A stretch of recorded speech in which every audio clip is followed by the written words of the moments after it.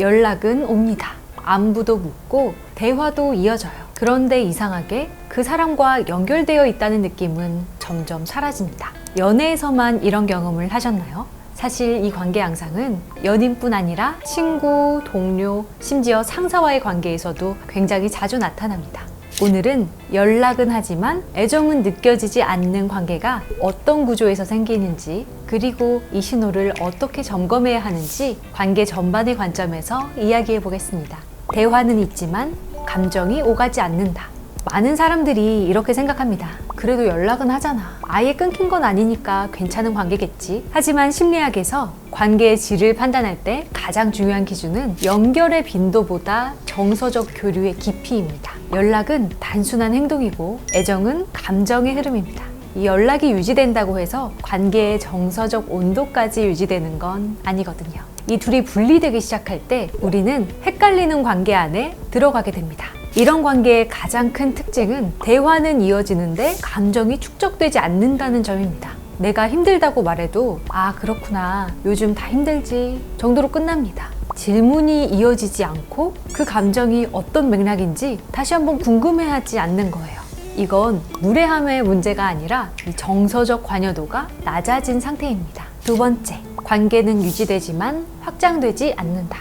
연인 관계라면 함께하는 미래 이야기가 줄어들 것이고, 친구 관계라면 예전처럼 깊은 이야기는 빠지고 표면적인 안부만 남습니다. 회사에서는 업무는 잘 굴러가지만 정서적인 신뢰나 지지는 느껴지지 않는 상태죠. 관계가 정지 화면처럼 멈춰있는 느낌, 이것도 중요한 신호입니다. 세 번째, 상대의 기준에만 맞춰지는 관계. 연락의 타이밍, 대화의 깊이, 관계의 거리, 이 모든 기준이 항상 상대에게 맞춰져 있다면 관계의 균형은 이미 무너진 상태일 가능성이 큽니다. 이때 우리는 자주 이렇게 느낍니다. 내가 너무 예민한 걸까? 괜히 의미 부여하는 건 아닐까? 하지만 불편함이 반복된다면 그건 예민함이 아니라 관계 신호를 감지하고 있는 겁니다. 첫 번째 사례, 연애 관계. 연락은 꾸준히 오지만 감정 표현은 줄고 나의 감정에 대한 반응이 점점 단순해집니다. 이때 많은 사람들은 권태기인가? 라고 생각하지만 실제로는 정서적 거리두기가 시작된 경우가 많습니다. 두 번째 사례, 친구 관계.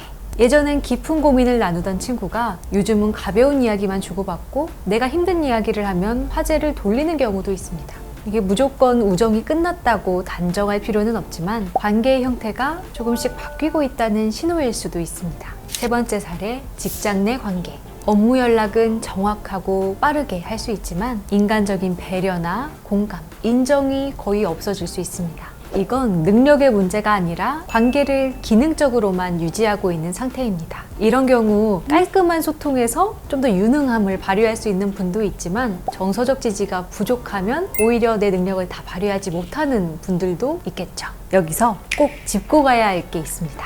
혹시 주변에 나한테 애정 없는 것처럼 느껴지는 관계가 많다면 반대로 내가 누군가에게 그렇게 보이고 있지 않은가 한 번쯤 돌아볼 필요도 있습니다. 감정을 잘 표현하지 않고 관심은 있지만 말로 꺼내지 않고 마음은 있지만 행동으로 보여주지 않는다면 상대는 나를 연락은 하는데 애정은 없는 사람으로 인식할 수도 있습니다. 마음이 있다고 해서 상대가 그 마음을 그대로 느끼는 건 아니니까요. 건강한 관계는 헷갈리지 않습니다.